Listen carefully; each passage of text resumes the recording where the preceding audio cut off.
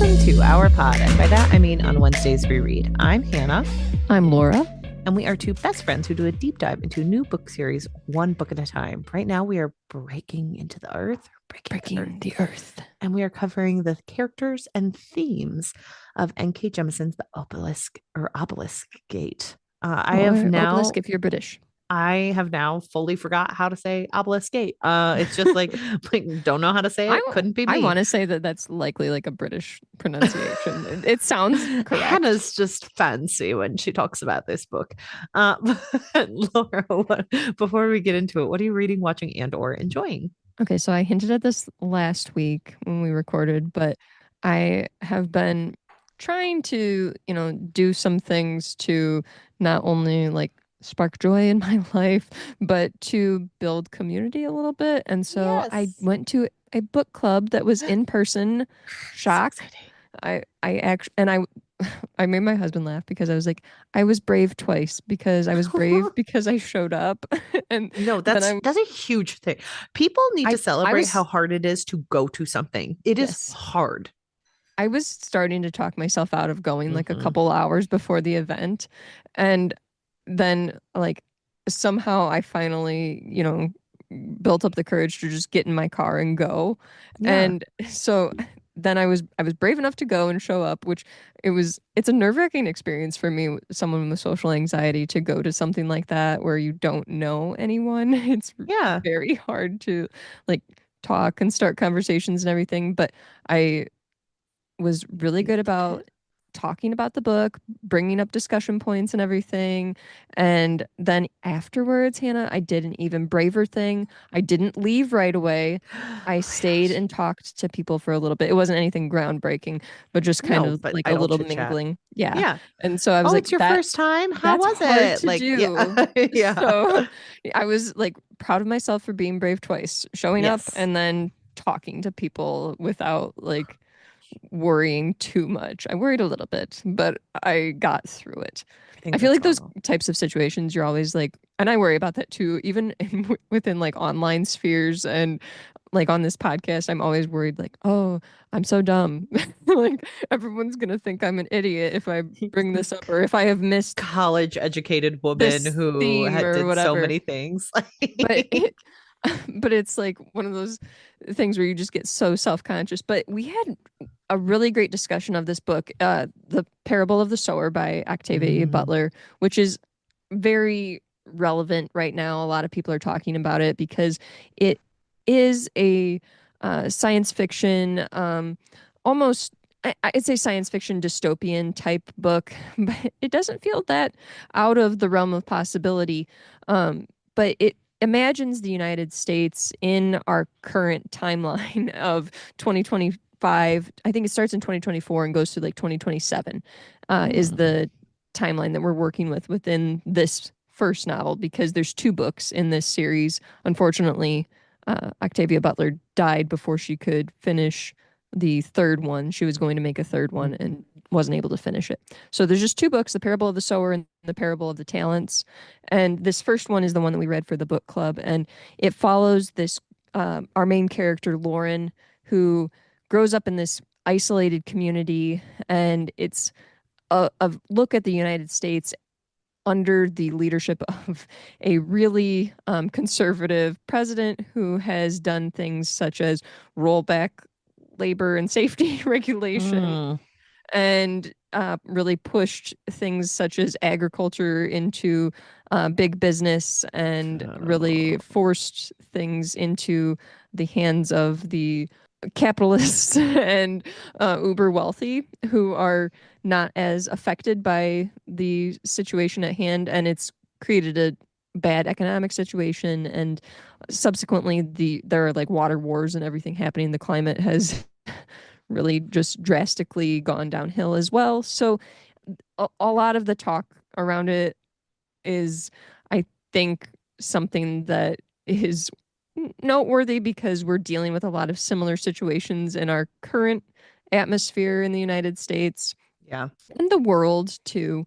But many of the things within this book seem just a little too close to home. Like, how did she know that was going to happen? But we had really great discussions in the book club, and I was just really pleased to find people who were, like actually concerned about the same things that are happening within our current climate and world, and that we were able to have these really great discussions about violence and parenthood and relationships and the economic disparities that exist and just climate change and just dealing with change in general. And it's just a really fascinating book that's very much a slow burn. I Yeah. was not expecting it to be as much of a slow burn as it is, but it very much is. But I would say, and we all agreed in the book club too, that it was a book that we were never like bored with, even though it Yeah. is a slow burn and things really happen at a slow pace. But it's just a very interesting book, and the way that religion ties into it as well is fascinating. And I would highly recommend it to any listeners, really, especially if you're into dystopian or if you've read any of Octavia's other work. I think you would very much like it. Nice. Sounds scary, but I yeah. I don't think it's that scary.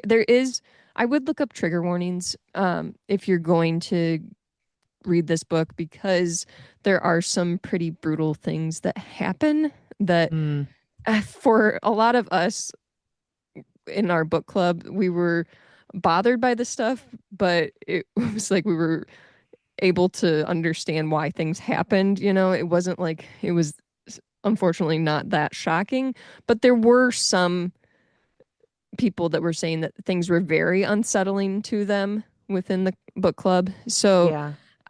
I unfortunately am one of those people that can handle a lot of bad content when I'm reading. So there are my specific like content warning triggers are different than what this book contains, but it's very relevant, and Mm. I would say that worthwhile read. I also did like a full immersion reading where I listened to the audiobook while I was reading the physical book. And I feel Mm. like that really just I've been doing that recently because it's been helping me actually like get through books a little bit easier, Yeah. where I can like hold the physical book while I'm listening to the audiobook. And I've been enjoying that a lot. But the narrator of the audiobook does a great job. Her name is Lynn Thigpen. She is great as well. So highly recommend. And then, I've been playing some Wingspan on BGA and playing some Wingspan solo version, the Automa. And I don't ever win against the Automa.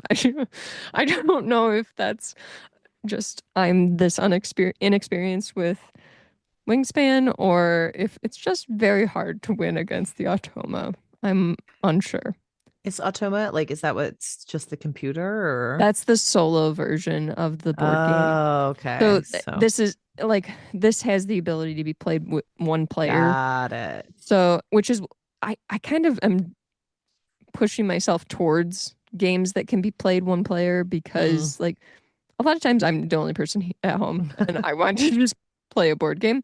So like that's a perfect opportunity for me to just like do something fun, play solo version of Wingspan. And Mm. so they call it the Automa version where you're playing against a almost like a computer, I guess, but they have like a specific rules for the Automa to play against you. And that's how you play in a solo version. So it's technically two player, but it's like a player you can't see that's not there. The Automa is playing against you. Okay. But it's the Automa is very good. So Well, yeah, of course. it's hard to They win. have to make sure that you're working at your best. I know. Um, But I've gotten a lot better on BGA. Good. So, and that's playing against real people. Oh man, So, you and I should play sometime. Wingspan, yes. Yeah, we should just do like online if we can. So, Yeah. Get on BGA. Let's play. all right, I'll have to Hannah, what have you look it up. been reading, watching, and or enjoying? So I read the third installment of the Singing Hills cycle by Nevo, Into the Riverlands. Mhm. I really liked this book. These are quick Is this the one novellas. that's her least favorite, though? Or is that the fourth one? It might be. I don't know. I don't remember. Because I Um, remember when we saw her speak, that she said one of those books was like her least favorite one that she had ever written. And I can't remember which one it was she said in that series. Might have been this one, but I was very charmed by this. Hmm. We find wandering cleric Chi of the Singing Hills traveling, and she goes to kind of a rough and tumble region, and they travel with a couple of with an older couple and these two women who are setting out to prove themselves in certain ways. And she gets into these like philosophical discussions with one of the women. It's very funny because they always like the book is just humorous in like such a smart way where at one point they're talking about like you never hear stories about ugly people. You only hear like she was the most beautiful woman in the world. And then you hear strong warriors and they're just not described. And I really I mean, liked you do that. hear about ugly people if they're the evil character, where it's Yes, like that's they're true. horribly scarred, and that Um, makes sense because they were a murderer. And this is but like, okay. it's very funny as they like kind of go through this dangerous area and they're learning, different things and they're kind of learning about how like stories get told and who tells them and like how they get remembered Hmm. or the people who were in them. And it was just really interesting. I really liked that one. So I highly recommend. And I've mostly been doing audiobooks right now because I am in a terrible reading slump when it comes to anything other than Hmm. audiobook.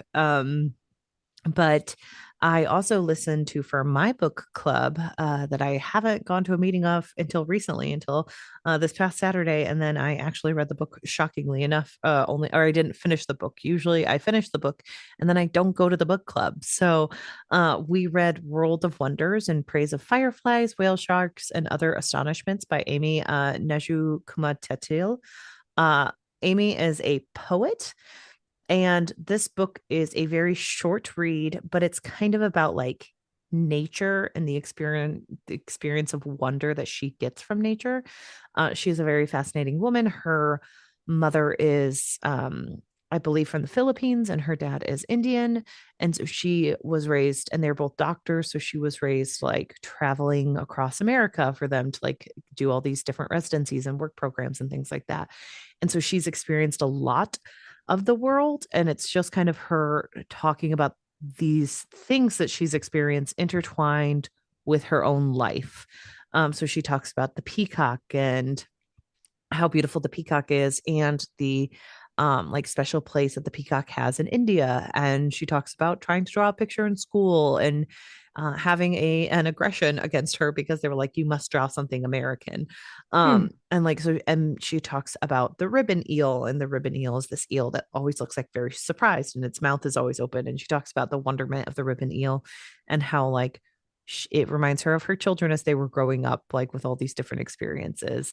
She also has an essay on an octopus dying that made me never want to eat Hmm. calamari again. Like I don't know I've never why. ate calamari. It kind of I grosses me out to even think about that. I love fish, but then I don't think it ever like computed in my mind that it was definitely octopus until like reading Hmm. this, and then I was like, can't do it anymore. It looks like Um, it'd be a weird texture, kind of. I mean it is, but Couldn't do it, it. I mean, yeah, it was just very eye-opening and very beautiful and very lyrical because she is a poet. Hmm. So I thought overall it was great. It's nonfiction, memoir, nature. But I'd it probably just like that one just because if anybody writes in like a quote unquote a fancy way, I'm yeah. immediately like, this is the best book ever. Well, I also think you'd like it because, like, I don't know, there's something I was never a very like sciency nature girly. Like, I was Mhm. always like inside with a book thinking about romance. Like, that was never and I mean, that's probably not, it's You're just not disingenuous super to my, outdoorsy, I would say. yeah. I was never super outdoorsy and I used to play a lot outside, but it was always hard because I'm so pale. Like I'm iridescently white. And so like anytime I was outside, I was the kid who had to have a kitchen timer on the table to put more sunscreen on or else I would die. So it was just like a different experience for me being outside than it was for a lot of other kids my age. But I did like going outside and I thought it kind of harkened back to the wonder you feel as a child in nature and like getting to experience different things. I did the audiobook, but I would recommend just reading it because it is short essays Hmm. and there are illustrations in it that are very Hmm. lovely. Okay. My sister-in-law owns it, so I was able to like scroll through and see the illustrations, but I do think that I might have gotten a little bit more out of the book if I'd like gotten those. Hmm. And I Hmm. was like listening to it on the way to work, and people in my book club talked about how it was fun to like Google the different images of like the axolotl, a little pink So salamander. cute. I love So cute. axolotls. And they talked about like how everyone's obsessed with axolotls. So They're adorable. I they're, follow a page on Instagram that's just pictures of them. yeah, they're so cute. Like everyone Mhm. go Google axolotls Yeah, get because the they're stuffed just, animal ones. They're so I cute. just, I don't And they understand how smile, this their little creature, smiles. I don't understand how it exists. Like it's They're so cute. adorable. So she talks about the axolotl. She talks about whale sharks and swimming with them. And one of the women in my group was like, I can't swim next to big things. Like that would freak me out. And I was like, if I knew it wouldn't eat me, I probably do it. Like, I have such an energy of like, well, yeah, you're scared.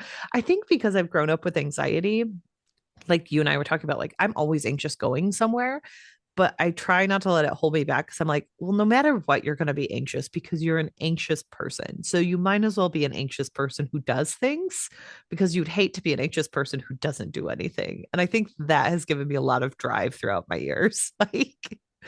Like, I feel like I have like anxiety, but then also like tons of fears. Like I'm afraid of heights and I'm afraid of sharks and I'm afraid of like so many things where I'm just like, no. Like I've tried doing things with my husband before and he doesn't have a lot of the same fears as me. And I'm like, slow down, that's too fast. We can't do that. And it's because I'm a baby and get scared. So yeah, I don't know. I have I don't very have a lot of specific self things. preservation, I don't think. Like, I think I'm someone I have who, lots of it. well, I told you I thought I was going to die young. I thought I was going to die at like age 21. And so I think like every year I'm like, well, I'm 21. still here. Oh my gosh. I really thought I was going to die young. Like I thought I would never have a life. I thought I was going to like just burn out like a bright star. And I was really convinced of that for most of my life. And then it came and passed. And I think after that, I'm just like, well, if you thought you were going to die at 21, then like you're fine. Like Mhm. You've uh, already outlived what you you've thought already was going to outlived your happen. expectations. So I think I don't know. Yeah, I was never afraid of heights as a child. There is a very funny story about me walking the railings on a second story house. Where like everyone paused and they just waited for me to get down for my mom to come out and scream at me because no one wanted to surprise me and have me Hmm. fall. Fall. Um, Hmm. and I used to like carry chairs to like look over like 15-story up hotels because I was like, oh, there are people swimming down there. So I think I've always been rather curious and not a lot of self-preservation. So I'm like, yeah, I would swim with a whale shark. Why not? It's not going to eat me. Like I so, guess. me when I'm like, I think I could become a beekeeper. Like I don't know. I those are Yeah, I not would my never do that fears. either. Like, nope. Yeah, my I know. fears are ghosts, which we no one knows if they exist or not. So the existential fear of the unknown. Yeah, if it's known and I'm like other people have done it and they've survived, I think I'd be fine. Oh my Uh gosh. There's statistics that say that I won't. So, yeah, yeah, I'm statistically okay. speaking, I'm probably fine. I'm like, yeah, you get Hmm. scared, but then I scroll on TikTok and someone lets a mouse out in a terrarium. I'm like, oh my gosh, why would you do that? I scroll away really quickly. Honestly, So, like mice and stuff like that don't scare me. Like I will get startled if one jumps out like over my foot or yeah, something I like can't that, take like a him. toad or a mouse. I will No, get startled, but they do not scare me. Like I have held mice before. I can't. No, those freak me out. I hate mice. I don't know why. Well, childhood trauma, but like, I don't mess with snakes too much. Like I don't like snakes. They just kind of creep me out a little bit. yeah. Sorry, snake lovers. I'm more of a turtle or lizard person. But Are you yeah, turtly snakes. enough for the turtle club? Turtle, Uh, turtle. One of his great works, Dana Carvey. But I'm so glad you mentioned that. one of his great works. I had to Master of get to Disguise was such a terrible movie. I Oh watched my that movie gosh. so many times with my cousin growing up. I watched And that a bunch too. Because for some reason, it was just like our age group was very obsessed with that. Like, I remember people talking about it at school, even. yeah, well, it was one of those like I feel like it was like an early days quote movie, like because we had Hmm. Anchorman and things, but like, Yeah. are you turtly enough for the turtle club? Like that was just a mainstay Hmm. in our colloquialism. I And had a pet turtle though for a really long time. mm, I went to a He turtle's loved him. birthday recently, so Oh, did you? yeah, he was 21. Cool. Yeah, Like a tortoise I don't know. or a turtle? I think it was a turtle. It was a turtle. Okay, because like people have tortoises. Like I have seen their setups online and everything, and they'll start off they're like hamburger sized, and I say hamburger sized because I don't know what else to compare it to because they also Mm. have that same hamburger shape. But then they get bigger and they're like nearly my dog's size, where they're No, like no, no, no. This was just huge. a turtle in water who was very Oh, old. okay. So, Okay, so yeah, oh, that's a turtle in water. So yeah, yeah. tortoises usually do not go in water. No, he was a turtle. And then we had to play turtle trivia while we were there. Oh, So, cool. yeah. Did he have like, was it one of the red-eared slider turtles or Oh, you're asking questions I can't tell you. I know that he was a those are turtle. fun though. I And like those. Lots of people have those. I had a box turtle when I was younger. That's the type of turtle I had. interesting. We have snapping turtles out by our house. So, We did uh, too. yeah. Well, there you go. They are not fun or cute to No, deal they were with. I'll not fun. just They're tell you right now. terrifying. They Yeah. are very mean They're and they kind of mean. lunge at you a little bit and Yeah. stuff. They Like like, I swear they like they're hiss and stuff. It's just yes, crazy. and they do indeed snap. They're not Yeah. nice. Like They're they not nice people. Franklin the turtle, he really just did not get the whole turtle image right in general. He did a So disservice it's a to the disservice to snapping turtles of actually the world. like Uh, snapping turtles. it was really irresponsible if you think about it. Yeah. How Franklin. dare he? Also, Uh, the reason I brought that up, Franklin, did you know that Franklin's voice is Noah Reed from Schitt's Creek? no, Yes. that's wild. As a Interesting. child, he was the voice of Of Franklin. course he was. That's so funny. I love that Isn't fact. that Thank you for amazing? telling me that. And then for watching, I watch a TV show, Small Plug. Next week, we're covering The Cell with Jennifer Lopez. So make sure you're watching that. But because we do double features in my house, we did that with Selena with Jennifer Lopez. What a movie. Do you ever watch a movie and you're like, remember the time that you watched that movie so much and Yes. like something hits you very specifically? I was watching it and I realized like this was one of my sister's favorite movies. Like Hmm. she loved it, she quoted it. She and I watched it together a lot because we hung out a lot growing up, and it was like I was very my interactions with a lot of media is like being the youngest child who did something with people. So it's Hmm. like my mom loved Sweet Home Alabama. So I knew all of Sweet Home Alabama. Like one of my sisters hated the movie E.T. So I've only seen E.T. once in Oh my my gosh, life. my mom Like loved ET, so I used to watch that a lot. my sister would scream cry anytime ET was like Really? discussed. Oh, And so it was like you couldn't watch it in our house. And to this day, she's like, he's ET so is cute though. terrifying. And so I watched it in like eighth grade when you're like not really Hmm. into the ET Where you're vibe. over ET. Yeah. And so I like when people talk to me about it, I'm like, I think that that makes sense. I don't feel the same way because it was never an experience I Hmm. had. Um, but so like there are certain movies where I'm like, oh my gosh, this just like puts me back in time. And Selena is one Hmm. of those where I watched that movie so much and like remember my sister like dying laughing over the like it's a boost, it's un bra with little sequins all over it, like busti la caca and things like that. And there was just it was just so nice to like revisit media where you remember like the relationships you had as a child. And so that was fun. It's a strange movie to watch as an adult person Really? in Hmm. 2025 just because it was I've never executive. seen it. Oh my gosh. Well, it's a good movie. I like it. I mean, Selena's a very interesting person because she did die so young and she was such an important part of the Mexican community. Um, and like she has an interesting story. I will say it was wild to watch and realize that her dad was the executive producer in this day and age because Mm. boy, did he not have a good view of himself in that movie. Like he Really? seems kind of the worst, but like the dad approved all of this stuff. So Hmm. it's a wild time to watch and be like, what's going on? And I think Yeah. like she died she died in 1997. Um and no, she died in 1995 and the movie came out in 1997. So like really quick turnaround. Yeah, they Like didn't waste any time. Selma Hayek turned down the role because she was Mexican and she felt it was too soon. She was like, I don't think that that's Hmm. appropriate at this time.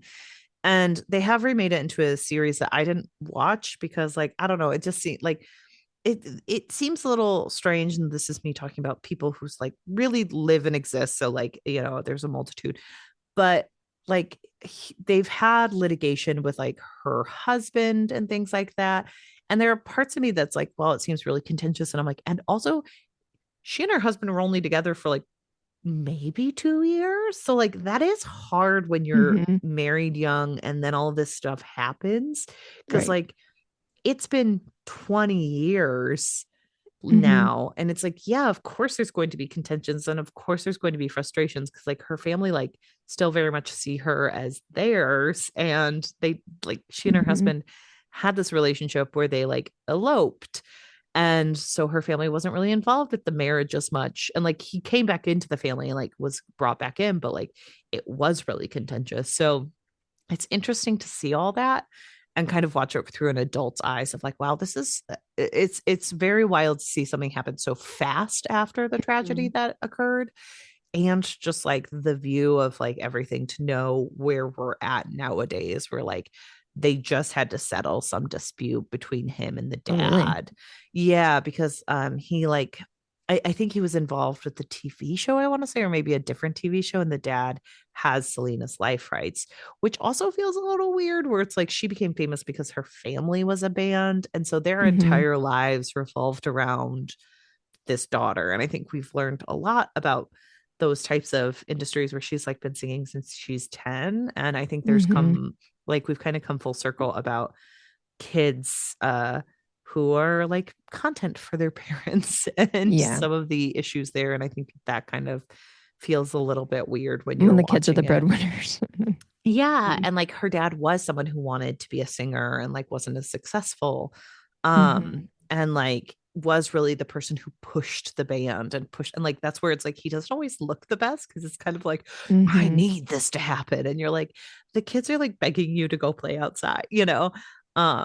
But it is an interesting movie. I think it's a very interesting story and I thought I mean there's a lot of contention even over the Jennifer Lopez being hired because she's Puerto Rican and this is a very like Mexican American story, and so people had a lot of feelings about her casting. So it's interesting.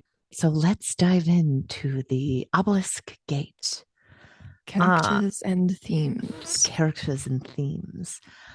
So I feel like a big part of this, and you and I have kind of talked about this off mic, is the discussion of motherhood and Hmm. discussion of Nasun and Esun. So, do you want to give a breakdown on your thoughts on them? So, so yeah, like the obvious big change in this book is that we do have Nasun's POV, Mm, and I think that is so helpful to us as readers because it's always been about Nasun. Like the mhm. first book, even though it was about Esun Cyanide, it was about Nasun. It's Yeah. about getting back to Nasun, and I think it's so interesting that Jemison includes Nasun's point of view in this because we not only learn more about her, but we learn more about Esun and the way that Yeah. she acted as a mother and her motivations for her treatment of her daughter and all of her children, really, and how she really informed her parenting with by the experiences that she went through, which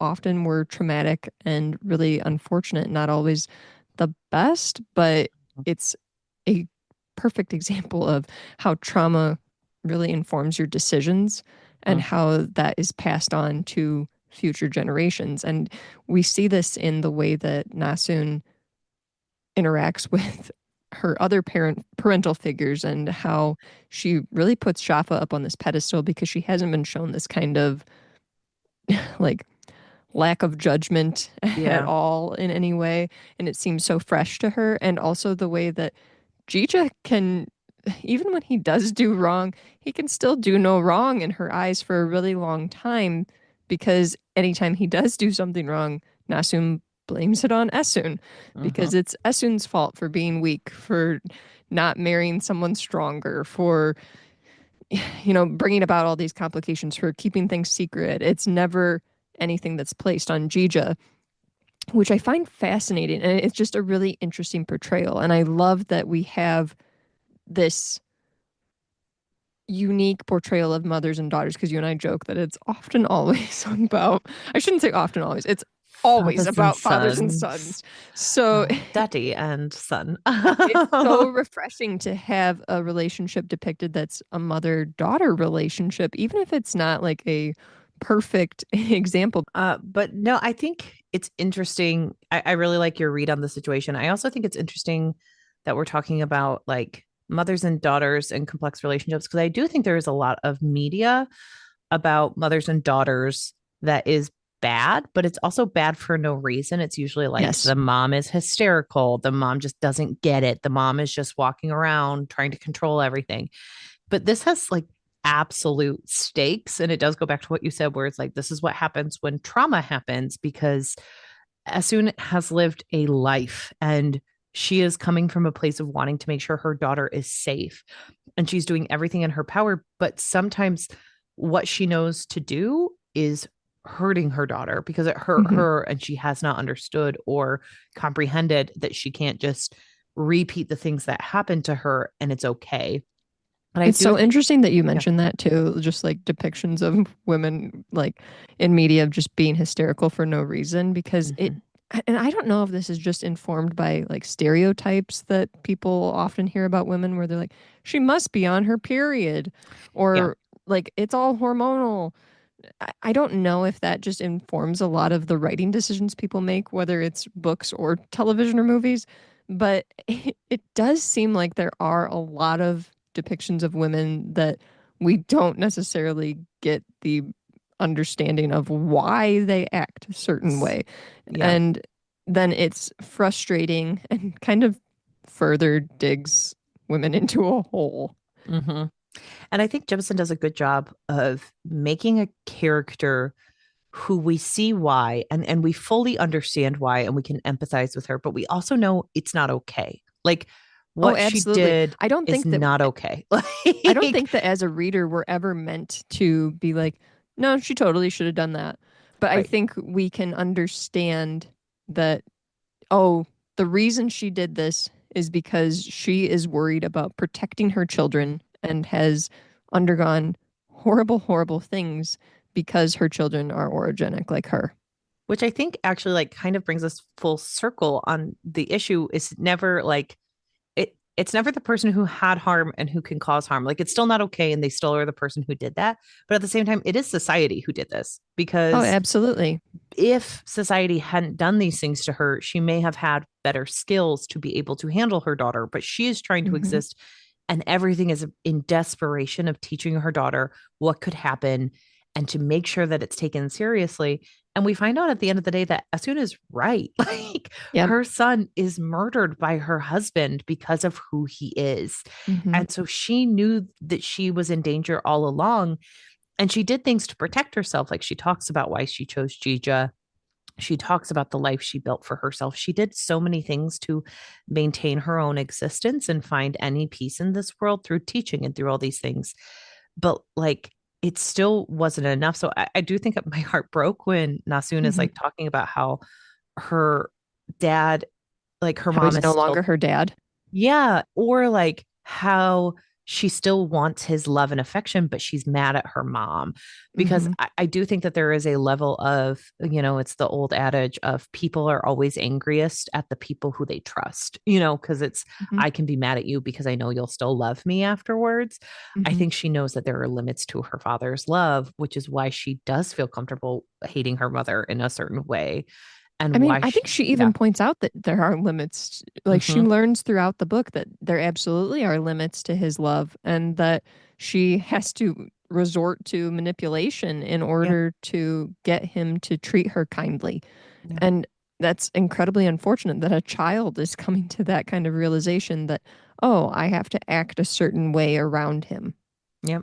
Well, that's just, I mean, that is what it is like. Like, if people, it's such a good uh, illustration of our world where it's like, oh, Hmm. people who, grow up in different communities, they have to learn to act certain ways in order to be safe. And it's not their Hmm. fault, it is the fault of others. But they still want to love those people and they still want to exist in those spaces because we all need love and we all need understanding. And sometimes the people who just dismiss us, we want any modicum of acceptance, and that is difficult. You kind of touched on it briefly with like the steps that Asun takes to try and build this barrier of protection around herself. But I think it's so interesting that we see the way that like when we're talking about the steps that she's taken, how we're like, oh yes, it makes sense why she's done these things and why she chose certain partners and everything. But I think it's even more interesting when we kind of see things play out and learn more about Gija's background and his experience with Origins. What were your thoughts on that?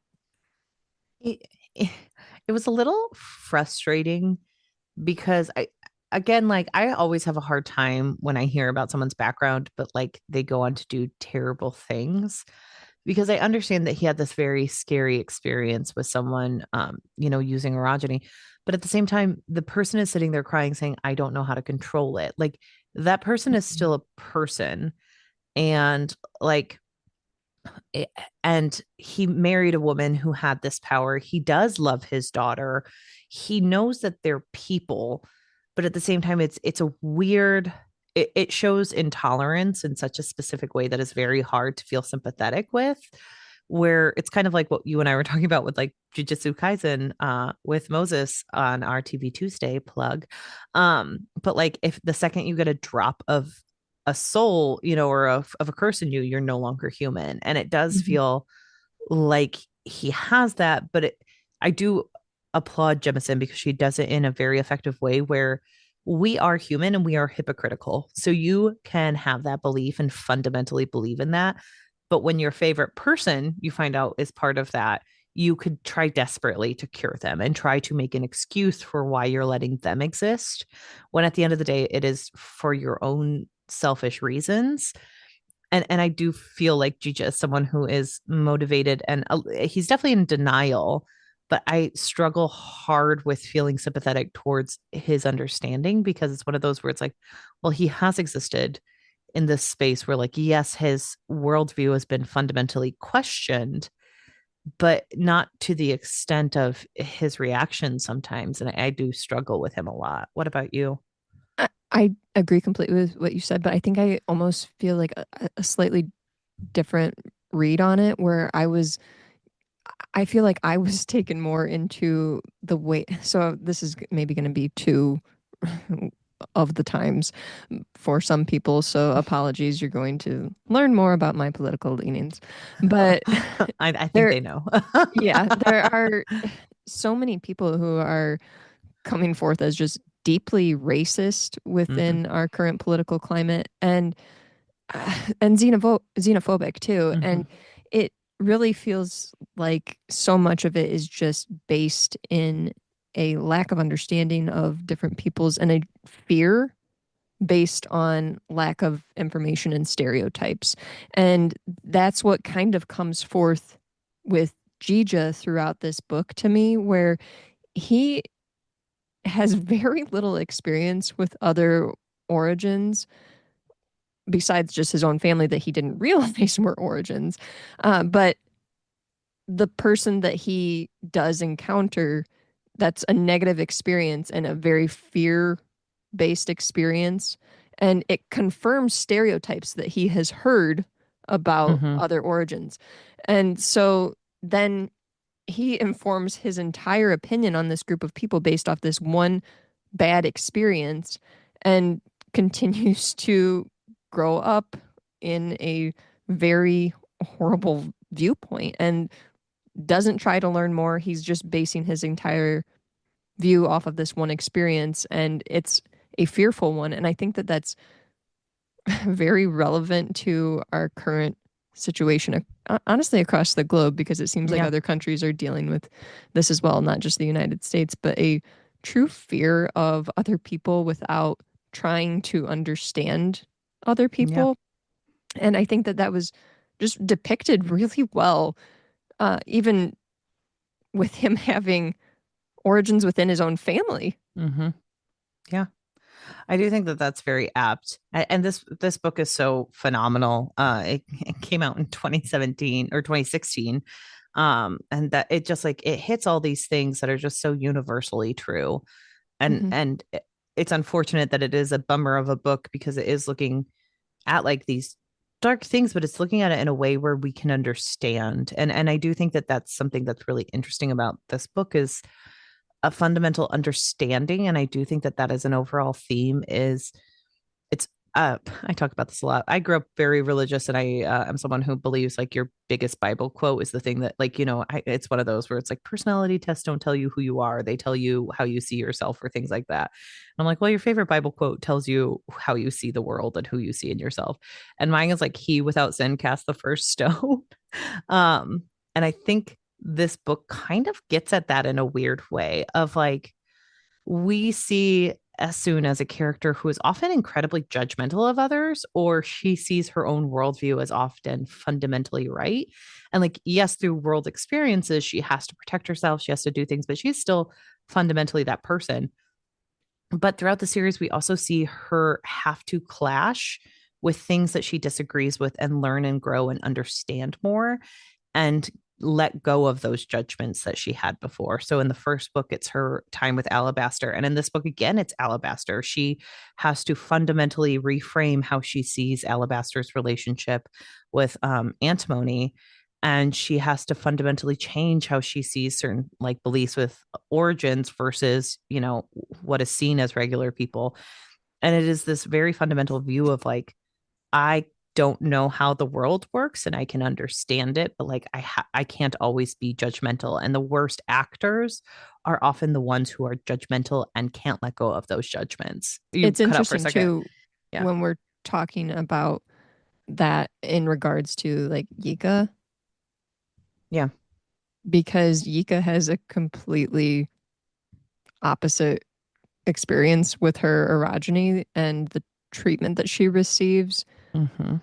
because of it. So I think that it's interesting that you mentioned that in regards to like judgment and everything and the way that Esun sees the world, because Esun's upbringing has really, everyone's upbringing and their experiences shape them was Yeah. basically a major theme of this. But it's interesting when we're talking about the differences between Yika and Esun and the way that Esun views Yika, because a lot of it is Esun thinking that Yika is just this uneducated person who doesn't really know what she's talking about, who's just kind of lucked her way into things.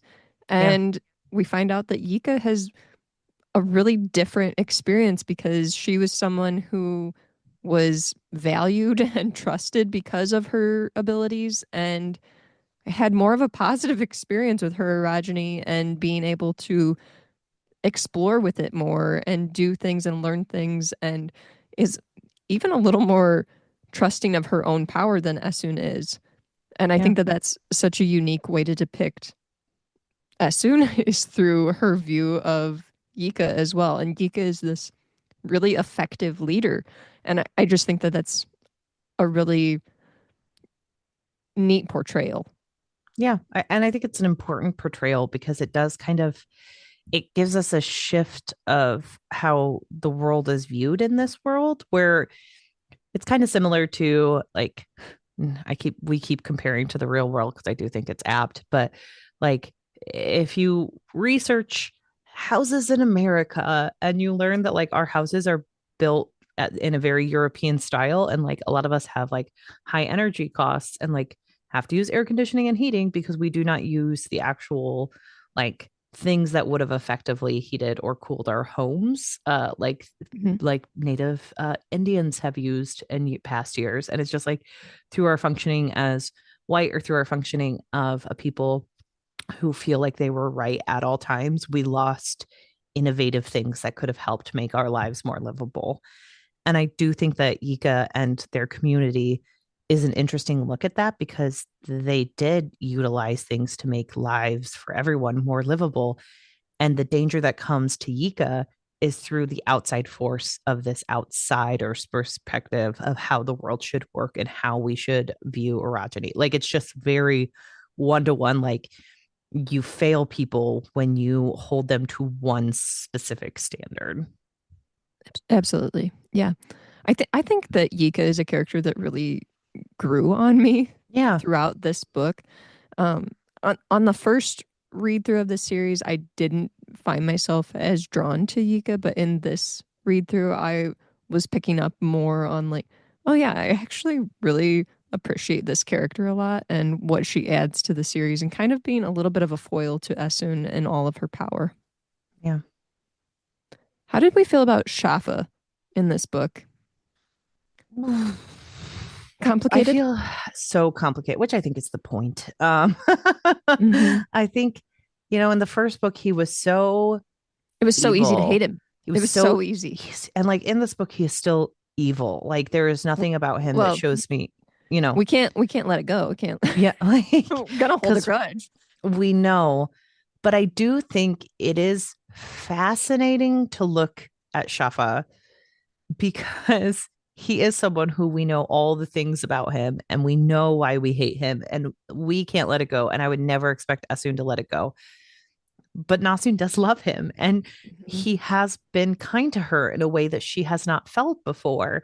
And he is treating her a little bit differently than he treated Asun. And you can see that there are certain things that he may regret. And I don't know that. It's one of those things where there could be a limit to that. And I think that's always a danger with this type of character.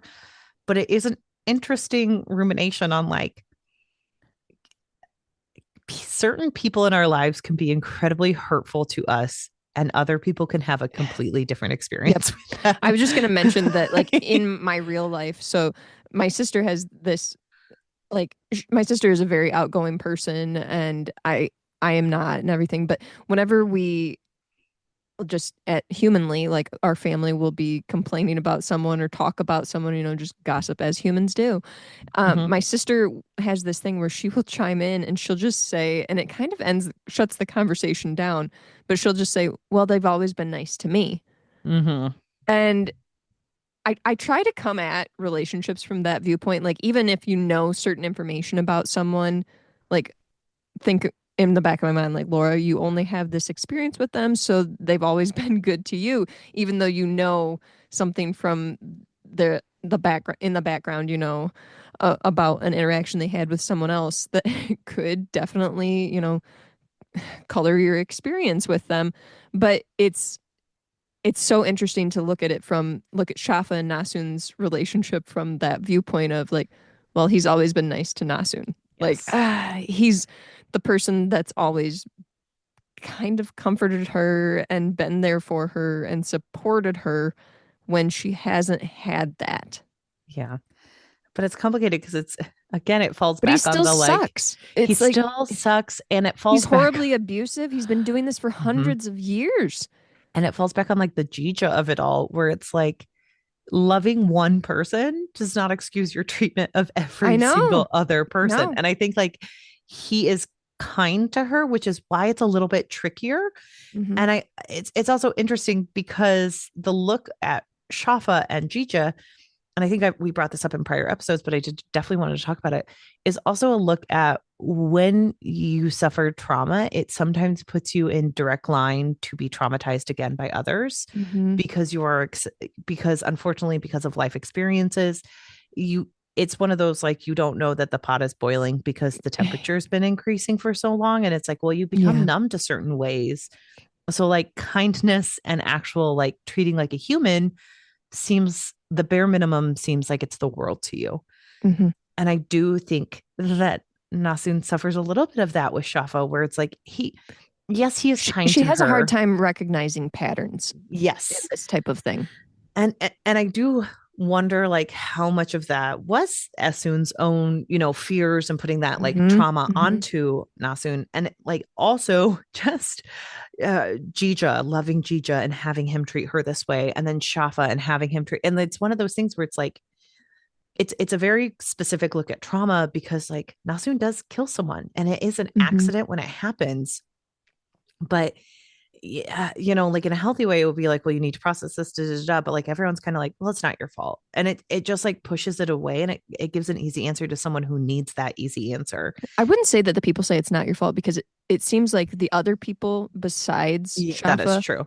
are actually fairly accusatory of her. Yeah, They that's they fair. do not like her anymore, and they are pretty fearful of her. But she has this bubble of protection from Mhm. Shafa, which kind of worsens the situation Right. in the lines of what you're saying, because she's not able to process what happens. She just kind of lives in the Shafa happiness bubble. Right. And that is also like a thing of like trauma because traumatized people hurt people. Like I am someone who suffered from an addiction and I hurt people. That is something that will always be a part of me. I'll never get rid of that. But it's okay to say like, hey, you've come a long way, you're not that person anymore, you can grow. But it wouldn't be okay to be like, and that stuff that you did doesn't matter anymore. It's like, Hmm. no, it matters. And to the people who are harmed and are still harmed by those feelings that I implicated, like that matters. But like if you're someone who's suffering through those things and you're not in the right headspace, and someone says, don't worry, it's not your fault, it's your addiction, and then you just give yourself a free pass, that's also not Yeah. helpful, and you are harming others. And that's like, it's just the cycle of It abuse. it's also interesting too if we're talking about Shafa and like saying like if people can be reconciled, like is this someone that we think that, it, if he makes a fundamental change and is trying to help people, like, is that worthy of him being free of his pain? Is that, and it's interesting too that he deals with chronic pain that is Mm-hmm. highlighted a lot throughout this book, and how that is kind of tied into his suffering, and how that's, I don't necessarily want to say that that's why he is the way that he is, because it seems like he, in the past, from my understanding, is able to use his origins that are in his care to alleviate his pain. So I'm Yeah. assuming that he's done that for hundreds of years. But Yep. now that he is in this state of goodness and trying to redeem himself, it's interesting to think about the options that we have going forward here, where it's like Nasun has the ability to relieve him of this pain that he's dealing with, and he's trying hard to be a good person and to not use others in this way and to not hurt others in this way that he has before. And so it's like kind of a look at like who deserves reconciliation and Yeah. who does not. You know what I mean? Gets And I to think your at the end of Vinland the day, Saga no of one, it all. I think at the end of the day, who can make that decision? Like Yeah. it's really hard to say. And it is really hard to say, because it's like, is it the person who was harmed? So is it Esun, or Hmm. is it the person who, he has helped, which is Nasun? Like it's very complicated. And And really, yeah, it's broader than that because he's had so so many many hundreds people of in his years. stead. Yeah. So it's like I don't know. It's hard to Yeah. say like which person or if he can be redeemed at all.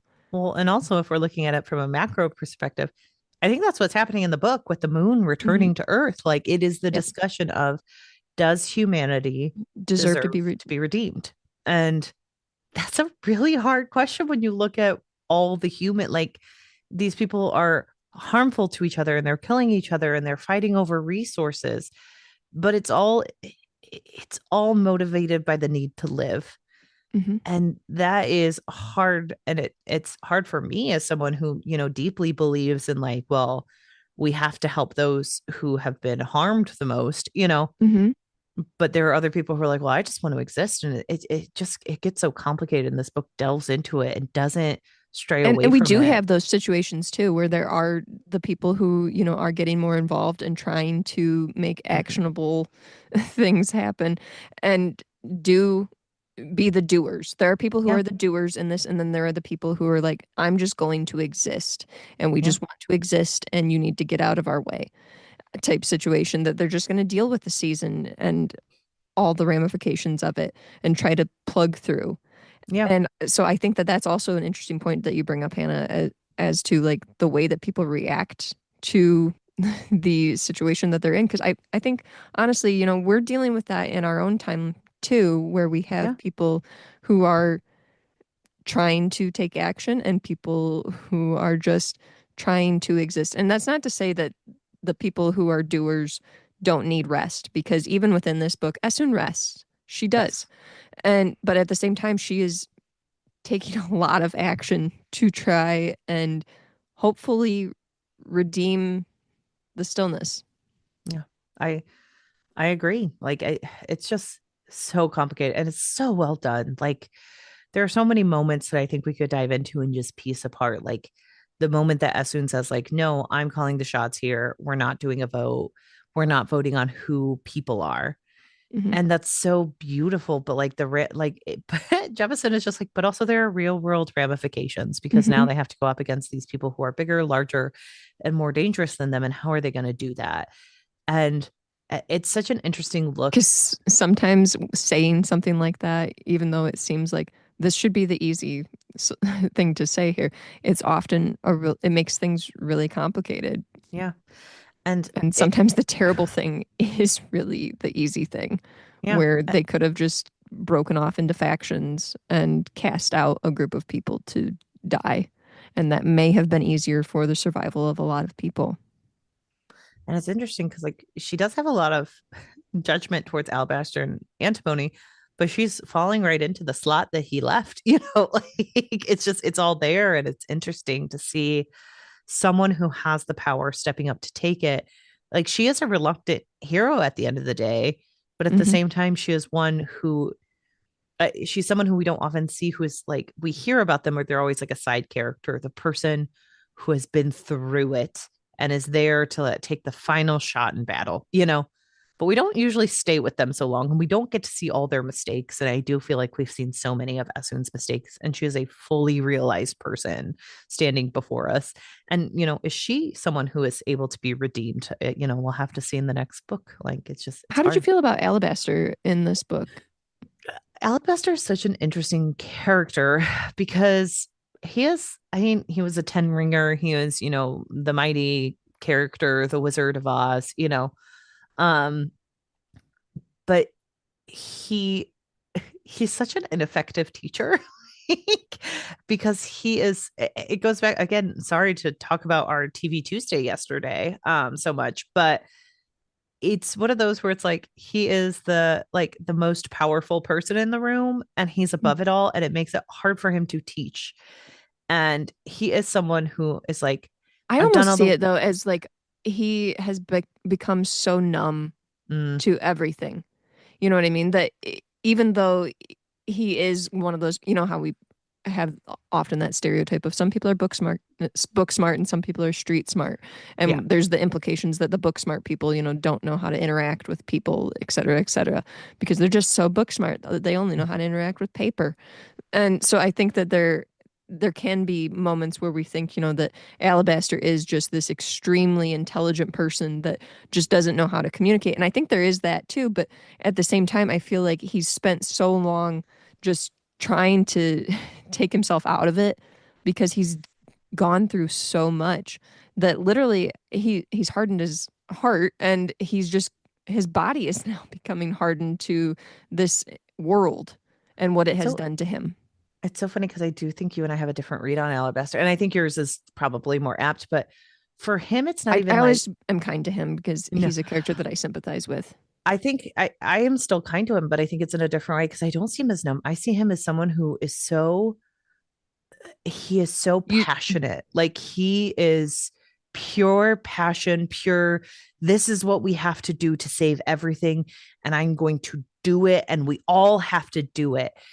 And it's the person in the room who's super smart. It's the politician in the room who knows how to make a crowd, but he's also an ineffective politician, which doesn't help because he is book smart, like you said. But he is someone who is ready to do the work. He's ready to organize. He's ready to do all those things.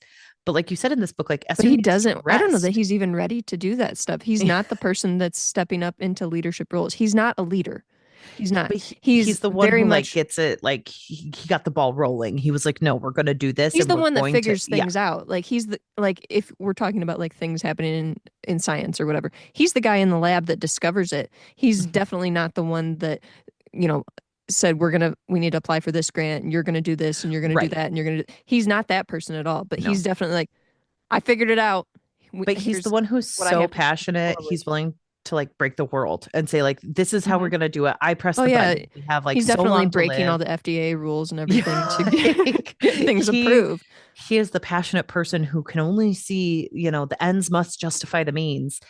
And like I think that passion is so unique, and it's something I see in myself sometimes, but like I'm also Essun, where it's like I need rest. I can't do this anymore. My body physically can't take it anymore. And she's talking to him, and she's like, well, I need to teach children because I need joy. And he's like, no, you don't. You're the only one. And he's like so passionate. He gets like huge tunnel vision because he's just like, if Hmm. everyone just did what I needed them to, we'd all be fine. And I he also see that lacks too this. is Yeah. like he definitely does have tunnel vision, but I also see it too as like he has a fear that he is dealing with too, a fear of like what's going to happen in his time running out. And I think he likely has inklings of what's happening to him, but he doesn't know for sure. You know, Yeah. he can never know for sure, but I think there's definitely this like my time is running out and I Hmm. need to make sure that you've got this taken care of. Like this is the last thing that I have a little bit of control over is your teaching and you are not listening to me. I'm not understanding why you're not picking this up. I'm not getting and it's I think I relate to this because I sometimes see myself as having a hard time like getting information across to people where like I Hmm. can figure something out, but I have a hard time relaying it to people at times. I have this problem with my husband a lot. Like he and I work together, so I'll figure something out and I'll be like, "No, that's not how it goes." And the two of us will go back and forth on this and I realize like, "Oh, I didn't communicate that in the right way to him." And there's this frustration that occurs. So I think he definitely struggles with communication, but I do think there's for sure this fear of time running out Yeah. that motivates him to like we need to keep moving, you need to keep doing this, you can't waste time because he wants to still have a little bit of control over the situation when he's losing control quickly. Yeah. And as soon as the only thing that he has any kind of control over at any point now because he's losing his body and his ability to use erogyny and he doesn't have really any friends or allies or anything because he's just kind of a D-bag to a lot of people, Well, he's also been understandably, but very specific isolation for years, which also like yes. what a way to write a character because this character does show the effects of like he was living he had like interactions with like stone eaters but like they don't live like we live and they don't Mm-hmm. interact like we interact so he did have isolation for years. Yes. And I do think Jemison is really good at showing like someone who can't communicate and kind of like what you're saying, where it's like, I know how it works. Why can't you just listen? And it's just like, well, because you're not effective at communicating anymore. You forgot Mm-hmm. how humans exist and like how they interact. And Mm-hmm. I think Esun has that Or you struggle maybe never too. knew because he's been isolated his whole life, That's honestly. true. He's Yeah. always been kind of set aside, even from other origins when he was in the fulcrum. He was always kind of like he was quickly taken away from his mother and things like that, Yeah. trained as a young child. He's never really had tons of opportunities to interact with other people. So when you don't have as many opportunities to socialize, those skills are hard to develop. And Yeah. so then that's something he takes into his adulthood, even though he is this brilliant person who is very capable and everything, then now he's gotten himself into this situation where he has no community and is unable to communicate what needs to happen. And so, literally, as soon as she's the Hail Mary for him Yeah. in this situation. Like, this is the shot that he's got to make sure that the steps that he's been taking, the things that he's been doing for all this time, that they can actually happen. And he's starting to lose control of himself. And so it would be frustrating to be like, Esun, are you seriously taking a break right now? You need a Yeah. mental health break? Are you kidding me? Esun, come on. But I totally agree with you, Hannah, where you're saying like, oh, I'm like Esun and I need a mental health break. That's me. Because Yeah. I'm like, I Like, have to work on the weekend. I needed a day off. Are you kidding me? I can't do this. the amount of times someone will walk up to me, they're like, "What are you doing?" And I'm like, "I don't know, detaching from reality for a while." Yes. I just couldn't be an active participant in the human race, I which think most I people yeah, need that, but every people need it at different times it yeah, and and people different people have different like thresholds for when they need to take rest. So yes, I do think that we're seeing that play out here in that specific example of Alabaster and Essun, where Alabaster's like, we can't stop now. It's too crucial. I can't let go of this control that I have, and I'm losing time. I need you to not take a moment of joy. Even though it's still working, I need you to come and help me. But I think I'm likely going to be the person that's more like Essun, where it's like, I'm sorry, I need to play Wingspan. any final thoughts?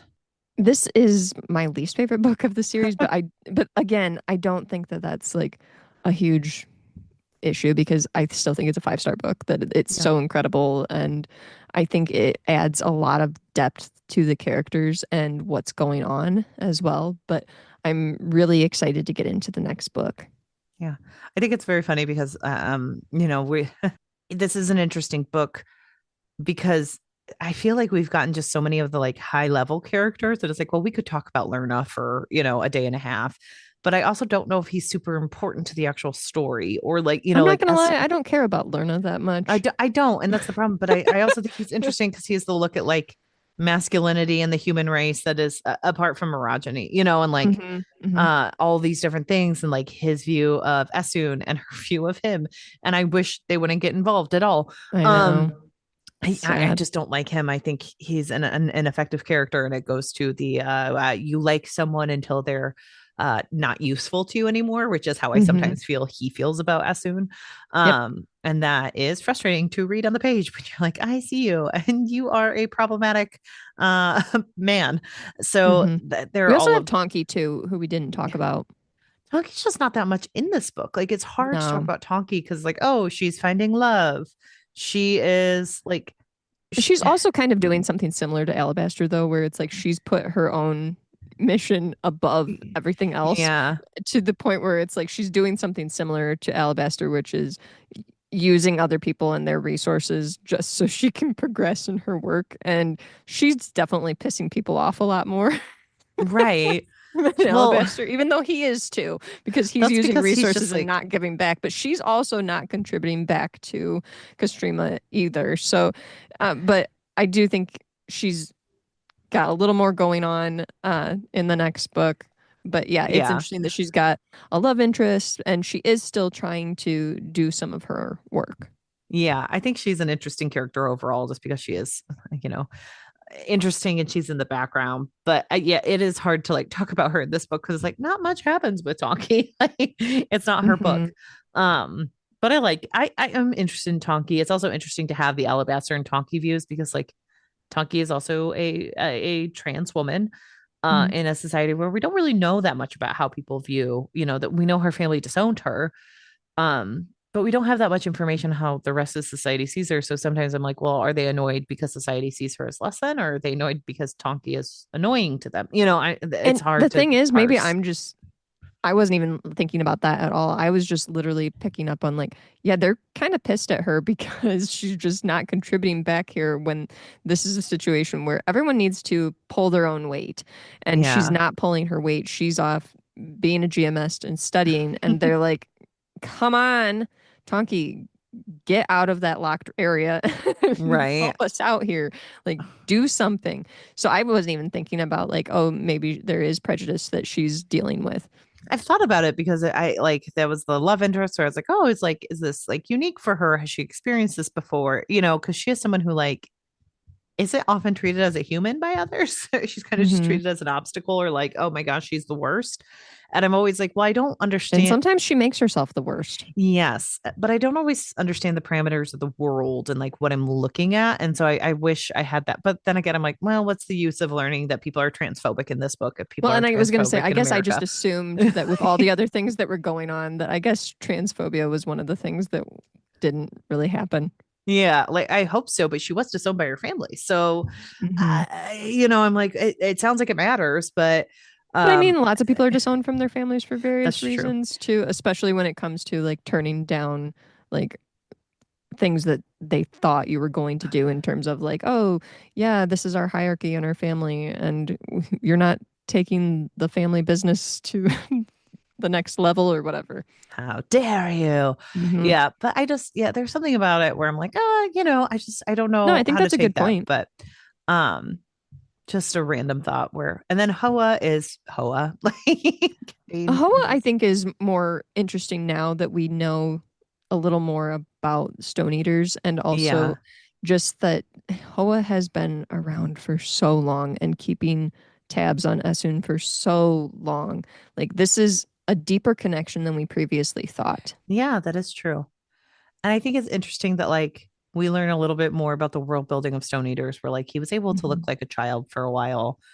And now he has this relationship probably with Esu moving forward that's similar to Antimony and Alabaster. And that's interesting. And like the fact I that think he it's also was, interesting too with like the world building of the Stone Eaters that they are not like outside of the events that are happening in this world. And there are different groups of them who have their own motivations and desires within this yes. world, and how some of them think that, you know what, there's not enough room for all the different kinds of humans Hmm. here, and we need to eliminate some of our competition. Isn't that just the way of the world? I mean, Like, yeah, why nobody it's ever goes after mosquitoes, I'm unsure. But I'm sure if we got rid of them, we'd learn that they were the thing that was keeping us together all along, Lauren. oh, I don't know. They're a big Yeah, nuisance. I know. So, but yeah, I really like this book. I honestly don't know which one I prefer because this one was such a character study, and I do like Hmm, hmm. messy character emotions that I can't always parse.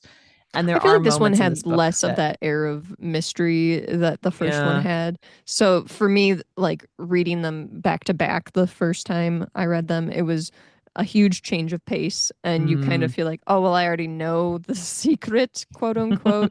So it takes you a little bit out of it. But again, it's not a book that it's like, oh, this was hard to read. That's absolutely I not had true. such a terrible time. It's like, no, I would That's, read 5 million. How are there only three of these? And Dresden is still yeah, continuing on. Um, right? Harry Dresden I has more to say. he's just not finished. He'll never be finished. Yeah, but overall, I think I really liked this book a lot. Like it is a 5-star Hmm. book. It is beautiful. It's so well done. Every time I get into it, I'm into it. Yeah, but And thank it you. does feel so relevant in terms of like the themes of climate and Mm. the treatment of other people. And yeah, just incredibly well done on Jemison's part. Yeah, I commend her because there's a reason these won so many awards. Oh, yeah. So next week we are actually joined by Stephen Hugh Westenra to discuss J Lo's The Cell. It's amazing. It's a horror psychological thriller. So please make sure you're checking that out.